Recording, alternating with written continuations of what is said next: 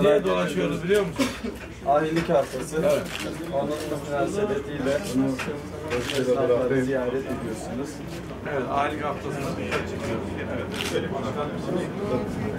Başkan yarınki programı dağıtıyor. Ben de günün anısına bir şey veriyorum. Şeref verdiniz. Çok teşekkürler. Sizleri Hayırlı aramızda işler. gördüğünüz için çok teşekkür bekliyoruz. ederiz. İnşallah iştirak edeceksiniz. İnşallah zaten Evet. Kahvelerle size eşlik ederiz. tamam.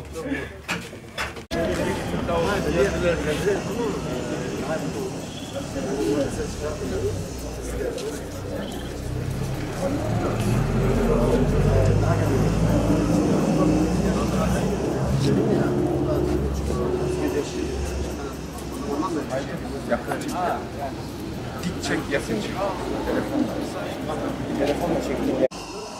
Kültürümüzün önemli bir parçası olan, bizim Anadolu'da Kürt çalmamızın önemli bir ayağı olan ahilik haftasının birinci ayağını dün çelenk koyma vesilesiyle gerçekleştirdik. Bugün de esnaflarımızı yarınki pilavımıza, ahilik pilavına davet etmek için geziyoruz.